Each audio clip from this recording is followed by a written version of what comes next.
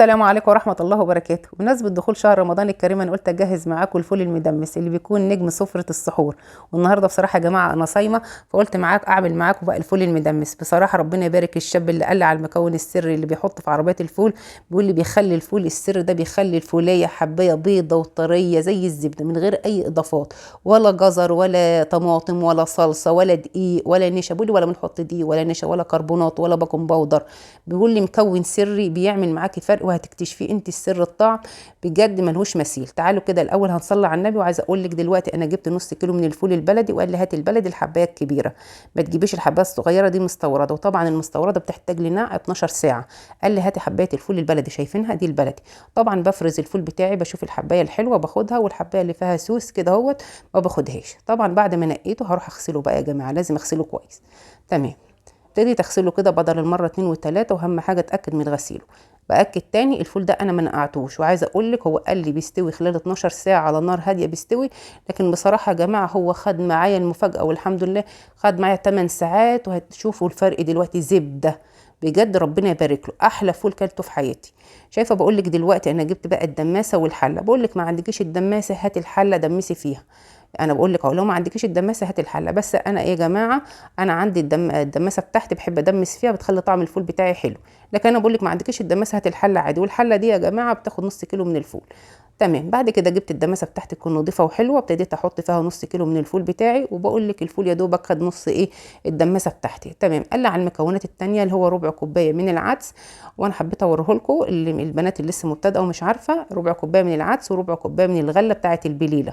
تمام. ادي الغله هي البنات اللي لسه مبتدئه. اهم حاجه قال لي اهم حاجه الغله بتجيبيها ليه، قال لي بتاعه البليله. جيبي بتاعه البليله يا جماعه انها بتستوي على طول، واهم حاجه بتنقيها عشان يبقى فيها حصى. تمام. وتغسلي الغله حلو، والعدس بتاعك حلو مش بنقعهم زي الفول. حطيناهم كده في الدماسه بتاعتنا، ويدوبك خدوا نص الدماسه.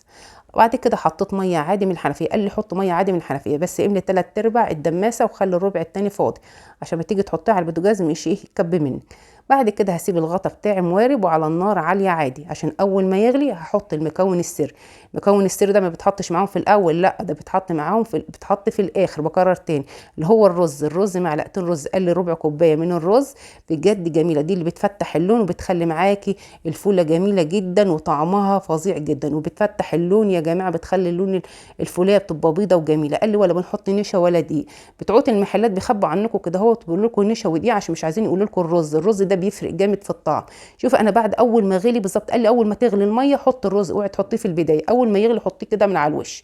تمام. عايزه اقول لك بيخلي بقى الفوليه كده بيديها سمك وبيديها تقل الميه بتاعتها، وبيخليها جميله جدا. ده المكون اللي مش بيقولوا عليه بتوع المطاعم، يقول لكم يضحكوا عليكم يقول لكم دقيق ونشا. حد بيحط دقيق ونشا؟ احنا هنعمل كيكه ولا ايه يا جماعه؟ تمام. المهم بعد كده حطيت بقى بعد ما لقيت الميه طبعا هديت النار خالص. بعد ما حطيت الرز هديت النار خالص، وبعد كده رحت كاشفه عليه لقيته ناقص ميه. رحت بقى حاطه له ميه من البراد اللي انتوا كنتوا شايفينه، كنت بسخنه. تمام. كنت مهديه عليه وكنت بسخن البراد، وكل ما احس ان الفوله بتاعتي محتاجه ميه اروح ازود لها. اهم حاجه شايفه الفوله بتاعتي جميله ازاي. عايزه اقول لك والله بعد 8 ساعات انها استوت معايا. هتعملي احلى فول بجد تحفه. شايفه الفوله بتاعتي على نار هاديه اهيت واستوت معايا جميله جدا. هديت على عايزه اقول لك بقى ملحوظه، مش كل شويه تكشفي عن الفول هو بيتدمس عشان مش يسود معاك. يعني كل ساعتين اكشفي عليه محتاج ميه زودي واقفلي وهدي النار. خلال 8 ساعات هتاكلي احلى فول. شايفه الفوله بتاعتك جميله ازاي. انا جبت دلوقتي الطبق كده وغرفته كده، كان ابني بقى شموا ريحه الفول يا ماما عايزين ناكل. ابني الصغير فحطيت له معلقتين فول، ورحت بقى رحت حاطه له رشه كمون ومعلقه صغيره من الملح ورشه زيت بقى ذره كده ريحته حلوه، ومعلقه طحينه كده. والله يا جماعه ده كان عاملين احتفال. وكمان عملت فول كمان بالسمنه البلدي. المفاجاه هعمل لكم طبق فول دلوقتي، تعالوا بس شوفوا الطريقه معايا. شايفين يا جماعه بجد هتعملوا احلى فول. شايفين بقى انا جبت الدماسه بتاعتي اهيت واوريكم الفول ولونه. شايفه لونه جميل ازاي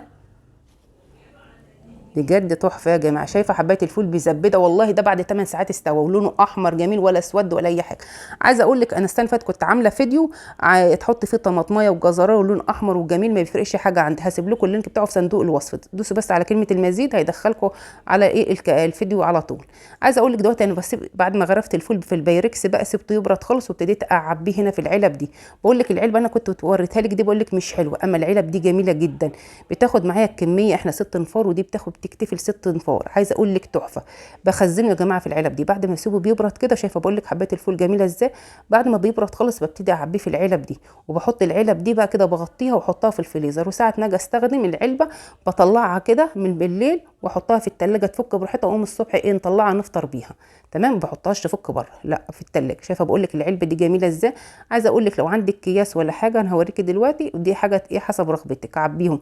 لكن بصراحه العلب دي ما بتاخدش مكان عندي في الفريزر وجميله جدا زي ما حضرتك شايفه كده. اهم حاجه اسيب الفول يبرد وابتدي اعبيه. تمام. العلبه انا وريتها لك التانيه الصغيره ديت ما بتعملش حاجه، اما العلب دي جميله جدا، يا ريت تجيبوها وتخزنوا فيها الفول. قدمنا بقى زي ما انتم شايفينه كده. دلوقتي تعالوا نعمل بقى احلى فول كده هوت مسبك جميل جدا، هتدعوا لي عليه. انا ما قلتش مش هقفل الفيديو لما اوريكم بقى الفول بتاعي بقدمه ازاي. بالله عليكم لو لسه بتشوفوا الفيديو ما تنسوش تعملوا لنا لايك وشير وتعليق حلو. انا يا جماعه برد على التعليقات كلها. تمام، ما تنسوش ايه اللايك بالله عليكم عشان يرفع معايا الفيديو. دلوقتي بقى جبت الطاسه بتاعتي على النار وابتديت احط فيها بقى ربع كوبايه من الزيت، يعني في حدود ال50 جرام ماشيين بالميزان، واربع فصوص توم كده كبار دقتهم حلوين كده مفرومين. ويا دوبك رحت حطاهم، ورحت حاطه البصله بتاعتي كده اهوت المبشوره بتاعتي صغيره كده يا جماعه، وابتديت اقلب فيهم كده تقلبتين. وابتديت بعد كده رحت حاطه بقى بعد كده معلقه صغيره من الهريسه الشطه، لو انت عندك حطي، ولو عندك اطفال ما تحطهاش. تمام، دي حسب رغبتك بس بتدي طعم. وبعد كده جبت 3 طماطميات بقى غسلتهم حلو قشرتهم، باكد انا قشرتهم حلو عشان ما بحبش القشر يا جماعه في الفول، اللي هو قشر الطماطم ما يحبوش في الفول. قشرتهم قطعتهم مكعبات، وحطيت بعد كده الفلفل قرن فلفل رومي غسلته وقطعته مكعبات، ورحت بقى حطاهم برده على الفول. وحطيت معلقه صغيره من الكمون، ومعلقه صغيره من الفلفل الاسود صغيره خالص ما نكترش الفلفل الاسود، ومعلقتين صغيرين من الملح، والملح حسب رغبتنا. تمام. فضلت اقلب فيهم كده زي ما انتم شايفينهم كده. هتعملوا احلى طبق فول. هكتب لكم المقادير في صندوق الوصف.